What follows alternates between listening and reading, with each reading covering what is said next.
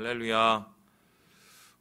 신명기 계속해서 읽고 있습니다. 신명기를 한마디로 표현하면 두 번째 율법, 두 번째 말씀. 그러니까 이미 앞에서 한 말씀을 되풀이하고 요약하는 것이다.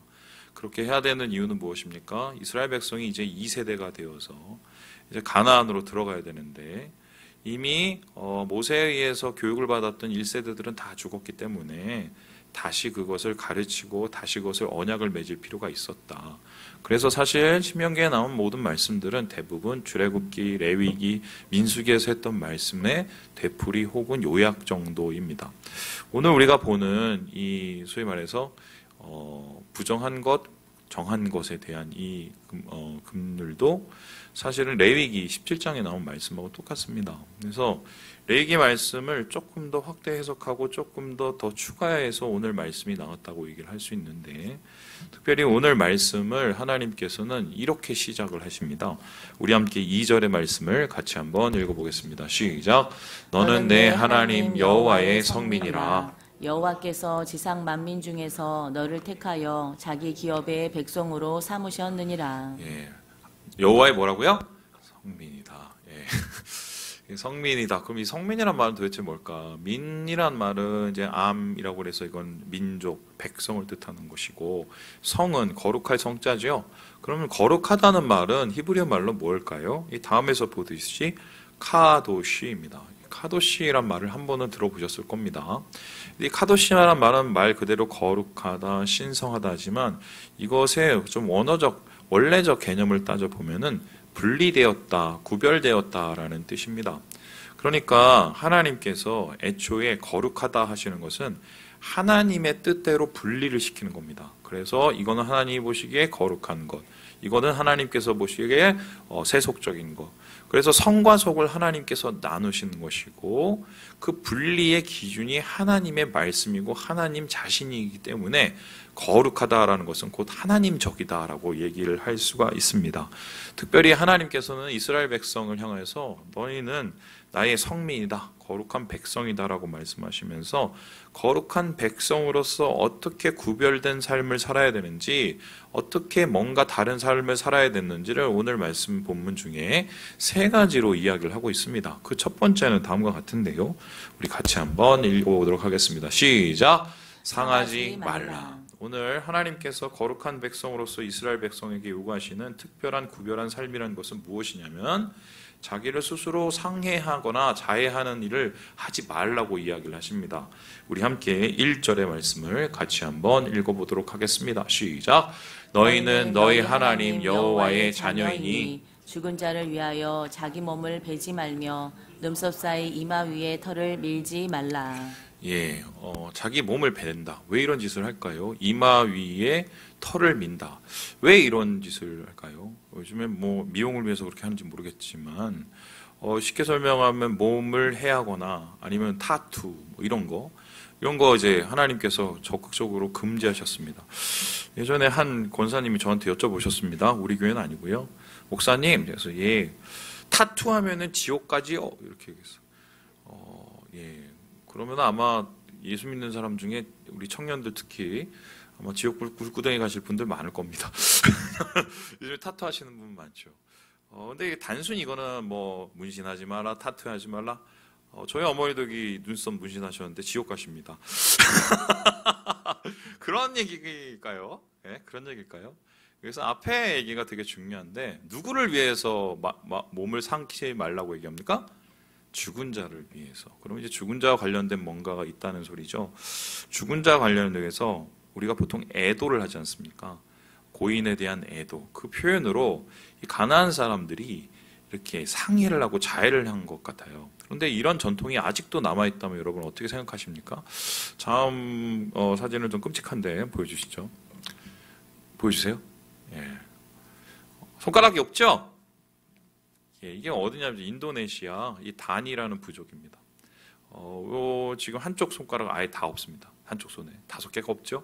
그 옆에는 또 2개가 없습니다. 총 몇 개가 없죠?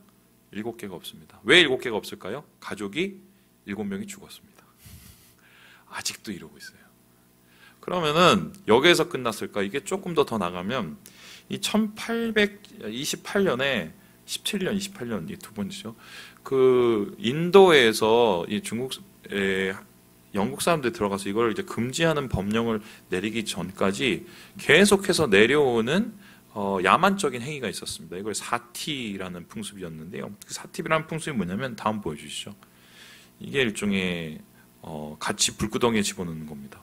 우리나라 옛날에 순장제도 아십니까? 순장이 뭐죠?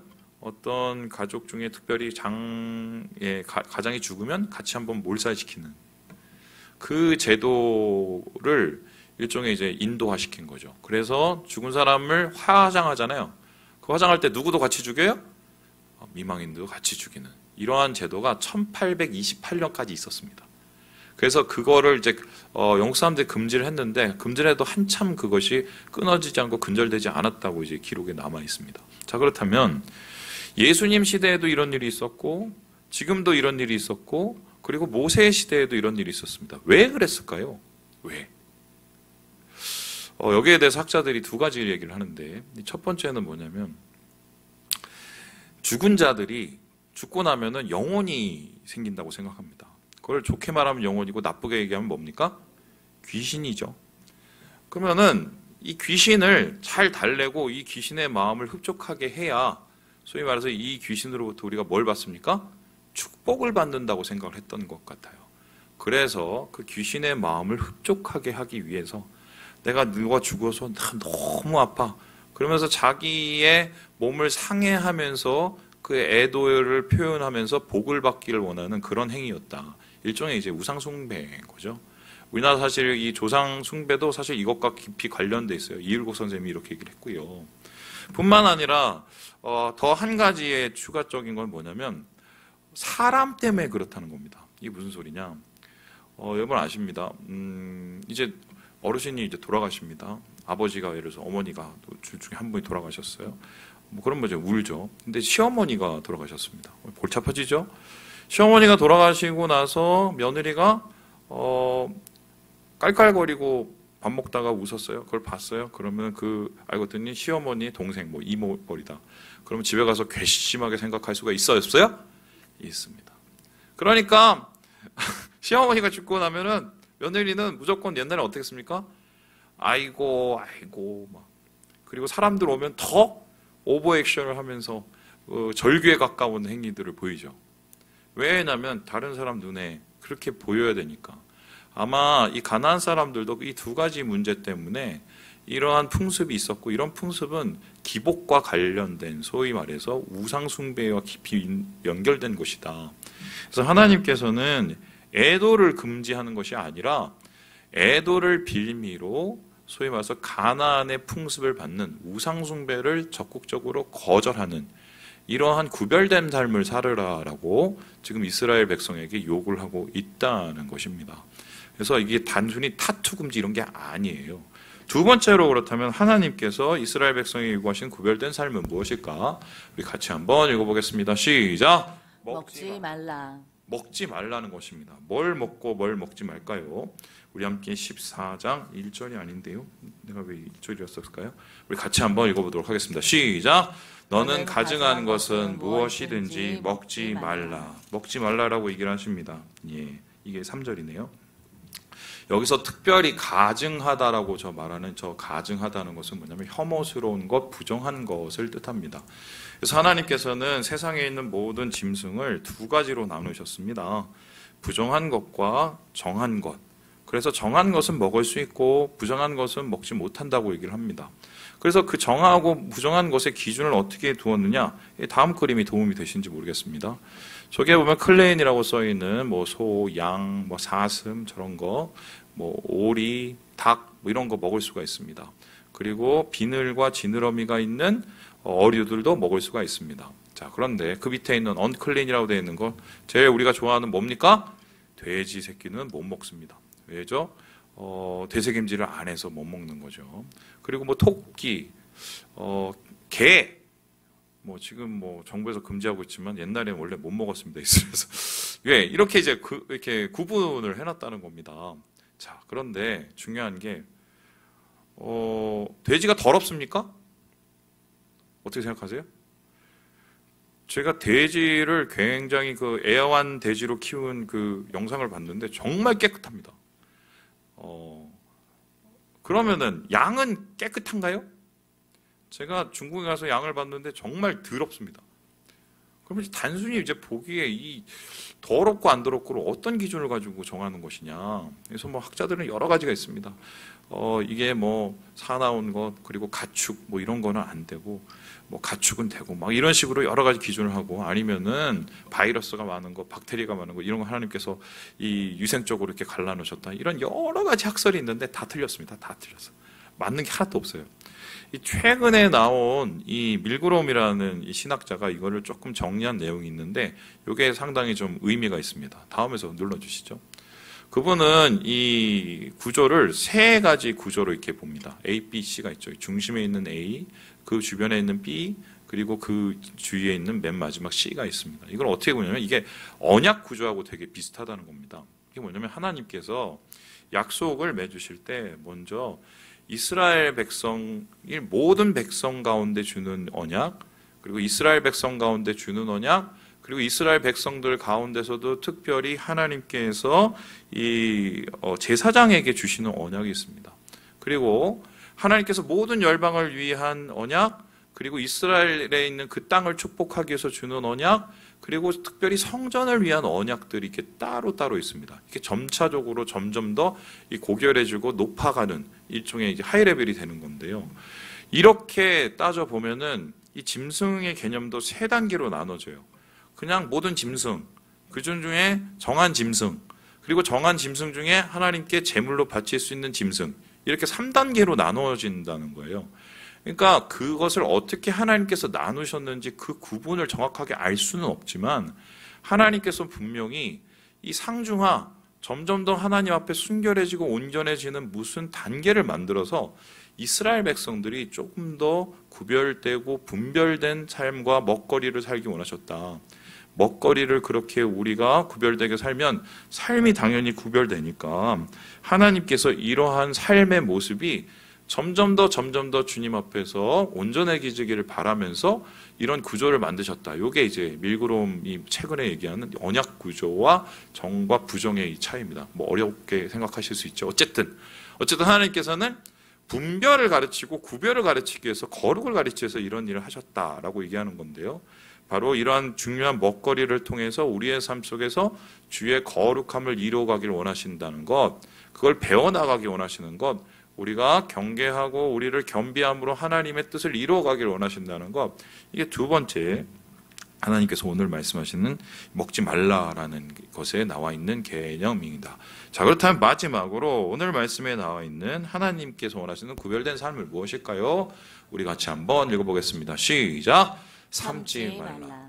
하나님은 튀겨 먹으라고 그런가? 그게 아니죠. 중요하게 여기서 절대로 매칭이 되면 안 되는 것을 얘기하십니다. 우리 함께 21절 말씀을 같이 한번 읽어보도록 하겠습니다. 시작!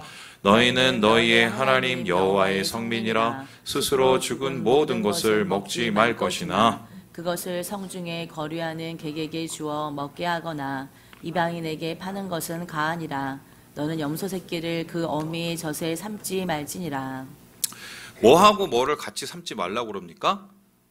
어미 젖하고 염소 새끼. 자, 그러면 이게 어떤 정도의 수준이냐면 이게 단순히 염소를 떠나서 양도 마찬가지고 소도 마찬가지입니다. 그래서 지금도 이제 그 코시 음식이라네. 미국에서도 유대인들이 주이시들이 먹는 음식에는 절대로 유제품하고 그 같은 그 고기를 넣지 않습니다. 그게 아주 대표적인 게 치즈버거죠. 이 치즈버거는 뭐냐면은 우리 되게 맛있잖아요. 소고기를 넣습니다. 그리고 그 위에 치즈를 넣습니다. 치즈가 뭘로 만듭니까? 우유로 만들죠. 그러니까 소젖으로 만드는 그걸 같이 이 사람들이 못 먹어요. 이러한 율법에 따라서 못 먹습니다. 그래서 따로따로 먹을 수는 있어요. 근데 그걸 같이 먹지 말라고 합니다. 왜 그러면은 하나님께서 이렇게 같이 삶지 말라고 하시는 것일까? 여기에 대해서 이제 학자들은 일차적으로 뭘 얘기를 하냐면 이 당시 가나안 풍습을 살펴봤더니 이렇게 새끼하고 어미 젖을 같이 삶아서 먹으면 이게 내 가운데 소위 말해서 다산이 되고 애를 많이 낳는 순풍순풍 낳는 그러한 미신적인 행위들이 있었다고 합니다. 그래서 그러한 미신적인 행위들을 하나님께서 막기 위해서 염소 새끼와 어미의 젖을 삼지 말라고 얘기하신다는 거예요. 물론 그 말도 일리가 있고 맞는 얘기긴 하지만 이거를 좀 더 해석을 해보면 이런 겁니다. 왜 같이 그렇게 삼습니까? 자기의 목적을 위해서. 사실은 잔인하죠. 엄마 젖에 그 새끼를 삶아서 먹는다? 이게 좀 잔인한 행위죠.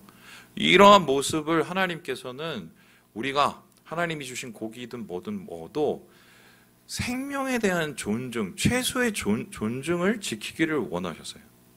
그래서 하나님이 주신 것을 우리 마음대로 한마디로 정복하고 때려 부시고 우리 마음대로 착취하고 뭐 해결해버리는 이런 삶을 원하시는 게 아니라 하나님이 주신 창조를 소중히 여기고 공존하기를 원하셨다는 것입니다. 그래서 이거는 생명을 존중하고 하나님이 주신 창조를 소중히 여기기를 위한 하나님의 일종의 청지기적인 마음, 그걸 우리에게 원하셨다, 이렇게 해석을 할 수가 있어요. 그래서 하나님께서는 상하게 하지 마라, 먹지 말라, 삼지 말라, 이러한 것들을 요구하셔서 실제적으로 이스라엘 백성들이 가나안에 가서 가나안 사람들과는 완전히 다른 식생활, 완전히 다른 삶의 모습, 완전히 다른 어떤 그들의 장래 풍습, 뭐 그 모습을 가지고 살아가길 원하셨던 것입니다. 그렇게 이스라엘 백성을 살기 원하셨고 거룩한 하나님의 성민으로 만들기 원하셨다. 이게 오늘 말씀인데, 자, 그렇다면은 이 말씀을 오늘날 어떻게 적용을 할까요? 이거를 그대로 판박이로 말씀 그대로 받아들이는 분들이 있습니다. 누구죠? 혹시 아십니까? 안식교입니다. 제가 예전에 그 미국에서 그 배관공이 오셨는데요. 이 배관공이 오셔갖고 뭘 고치러 오셨는데 그 당시에 이제 사모님이 맛있는 거 해주신다고 그래갖고 오징어 덮밥을 했습니다. 미국에서는 오징어 덮밥이 되게 구하기가 어려워요. 그래서 되게 사모님이 신경 쓰셨는데 안 드시는 거예요. 그리고 오징어 덮밥에 그 오징어 덮밥 그 소스만 이렇게 묻혀서 드시고 가시더라고요. 그래서 나중에 물어봤더니 어디 교회요? 안식교였어요. 안식교. 그렇게 되면 못 먹는 거 되게 많습니다. 오징어 못 먹어요. 장어 먹습니까? 못 먹습니까? 뭐야, 장어 못 먹습니다. 돼지도 못 먹고요. 그리고 저는 해산물류를 좋아하는데 해산물 다 못 먹습니다. 자, 그러면 하나님께서 오늘날 그걸 못 먹게 만드셨습니까? 지금 뭐 먹으려고 해도 지금 방사능 얘기하면서 그래도 못 먹고 앉았는데 그거를 하나님께서 걱정해서 그러진 않으셨을 거 아니에요? 사실 이제는 먹고 뭐를 안 먹고의 문제는 아니죠.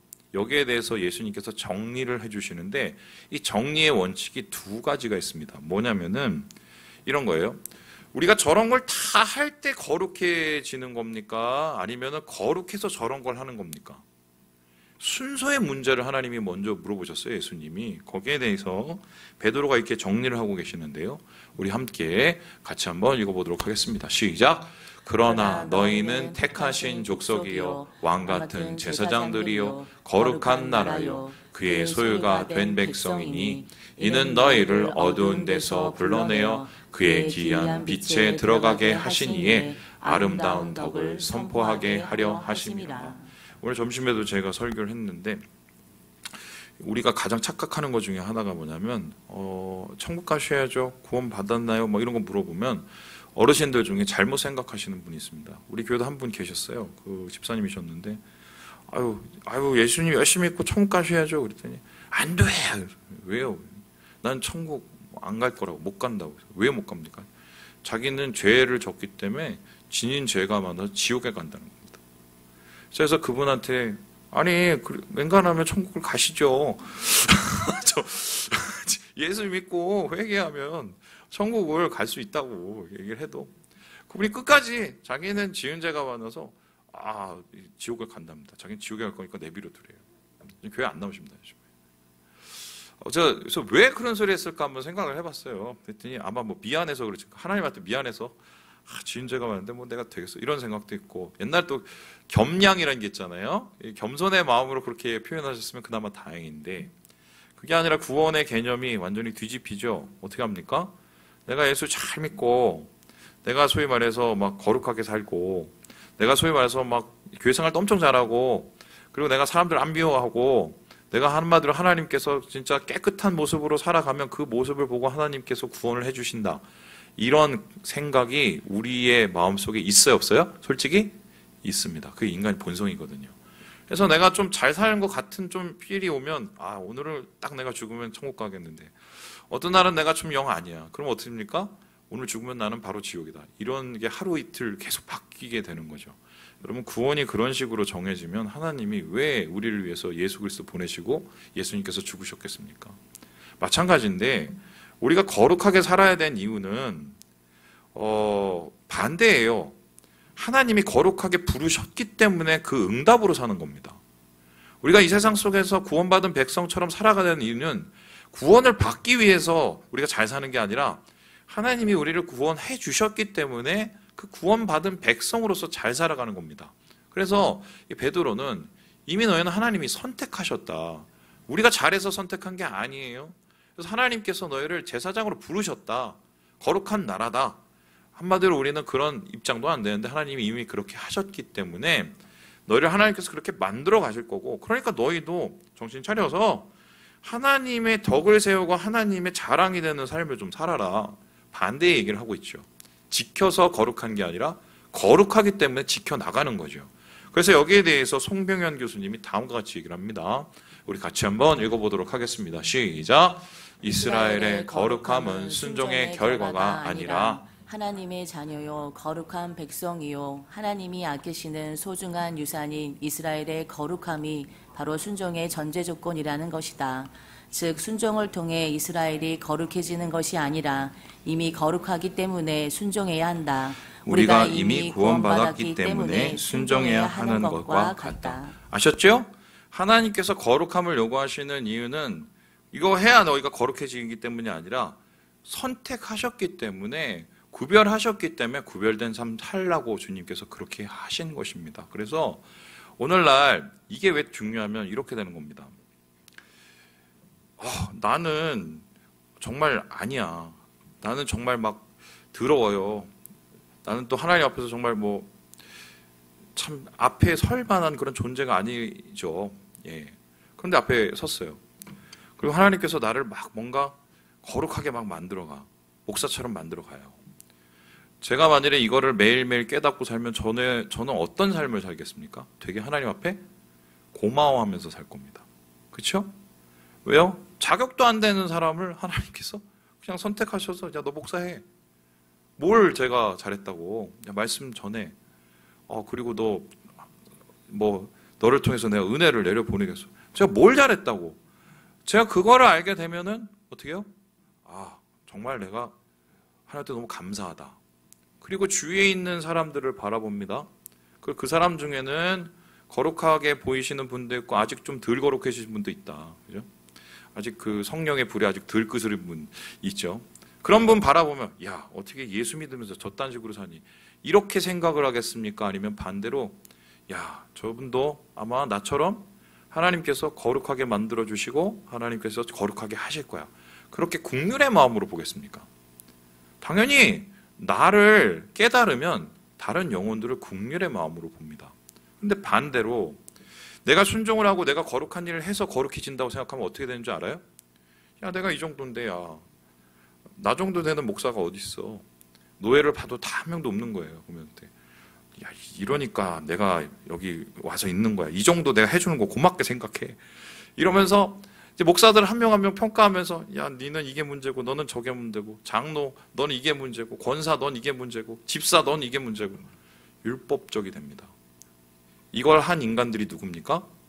바리새인들이에요. 바리새인들과 죄인의 가장 큰 차이는 뭡니까? 솔직히 따져보면 이 사람들이 훨씬 거룩한 사람들이었어요. 근데 예수님께서 누가 천국에 들어간다고 얘기했습니까? 바리새인이었어요? 아니죠? 죄인이었어요. 왜요? 은혜를 아니까요. 그래서 하나님께서 이렇게 거룩하게 하시는 이 과정을 우리가 이해하면 내가 어떤 존재인 걸 깨닫고 야, 이런 나를 하나님이 불러주셨어? 감사해야지. 그리고 주님의 뜻대로 제가 살려고 내가 몸부림쳐야지. 이러고 삶의 모습이 바뀐다는 거예요. 그래서 하나님께서는 오늘 말씀을 통해서 뭐가 먼저인지 가르쳐줘요. 선택이 먼저예요. 순종이 먼저가 아니라. 그렇게 얘기하고 계신 거예요. 두 번째로 이 마지막으로 예수님께서는 이 정과 부정에 대해서 이렇게 정리를 하고 계십니다. 우리 함께 15장 11절 말씀을 같이 한번 읽어보도록 하겠습니다. 시작! 입으로 들어가는 것이 사람을 더럽게 하는 것이 아니라 입에서 나오는 그것이 사람을 더럽게 하는 것이니라. 예수님이 그 당시 스타잖아요. 스타니까 이제 항상 스타 뒤에는 그것을 시샘하는 사람이 많았죠. 쫓아다니면서 도시락 싸들고 예수님 괴롭히고 예수님한테 딴지 거는 사람들이 굉장히 많았단 말입니다. 제자들과 함께 이것저것 먹고 막 6월절에도 미리상 먹고 보리상 먹고 막 그랬단 말이죠. 그걸 보고 바리새인들이 뭐라 했습니까? 이야, 저 율법을 어기는 자들, 먹기를 탐하는 자들, 뭐 놀고 먹는 놀먹 인생 막 이러면서 예수님을 굉장히 많이 소위 말해서 욕을 했죠. 심지어는 죄인들과 함께 빵을 나누는 걸 보고 야, 죄인들과 함께 빵을 나눴으니 저 인간도 죄인이다, 이렇게 공격을 했습니다. 그렇게 정과 부정에 대해서 굉장히 엄격한 기준을 가지고 예수님 앞에 잣대를 대고 있는 그들을 향해서 예수님이 이렇게 얘기하신 거예요. 야, 먹는 게 문제가 아니라 뭐예요? 입에서 나오는 말이 문제래요. 자, 그러면 입에서 나오는 말, 안 좋은 말, 악한 말, 비꼬는 말, 그다음에 삐딱하게 누구들을 정말 비비대는 말, 그 말은 어디에서 나옵니까? 우리의 어디에서 나와요? 여기서 나와요. 그러면 진짜 우리를 더럽히는 건 뭡니까? 우리 마음이에요. 우리 마음에 뭐가 있냐에 따라서 우리의 삶의 수준과 우리의 거룩의 수준이 정해집니다. 그러니까 바리새인들은 뭘 먹고 뭘 어떻게 하고 어떻게 이거에 관심이 많았는데 예수님은 이걸 뒤집어 버려요. 네 마음에 뭐가 있니?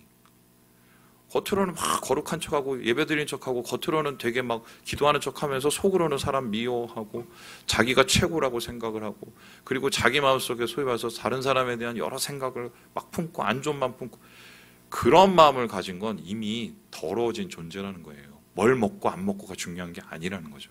그래서 오징어 드셔도 되고 흑염소 드셔도 되고 제가 생각할 땐 강아지도 먹어도 됩니다. 할렐루야. 저는 안 먹어요. 전 순대도 안 먹어요. 저는 잘 못 먹습니다. 그런 게 중요한 게 아니에요.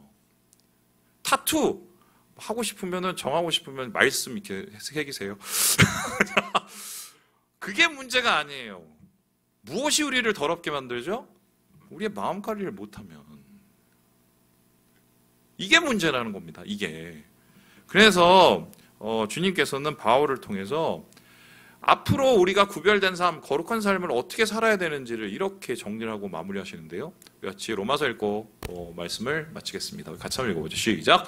너희는 이 세대를 본받지 말고 오직 마음을 새롭게 함으로 변화를 받아 하나님의 선하시고 기뻐하시고 온전하신 뜻이 무엇인지 분별하도록 하라.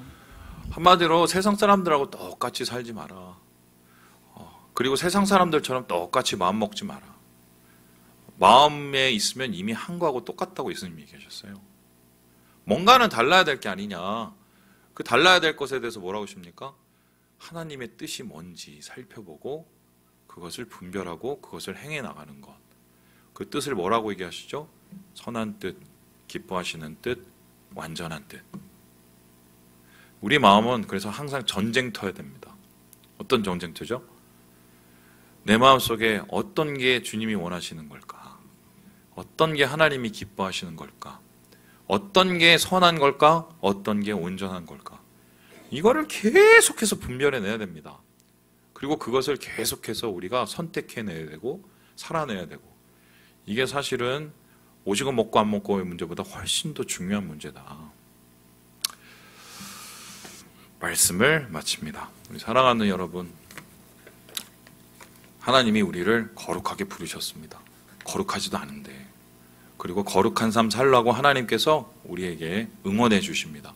주님의 뜻을 깨닫고 오늘 주의 뜻으로 하나님 안에서 거룩한 삶을 시작하시는 우리 모든 형제 자매들 되시길 주님의 이름으로 축원합니다. 기도하겠습니다.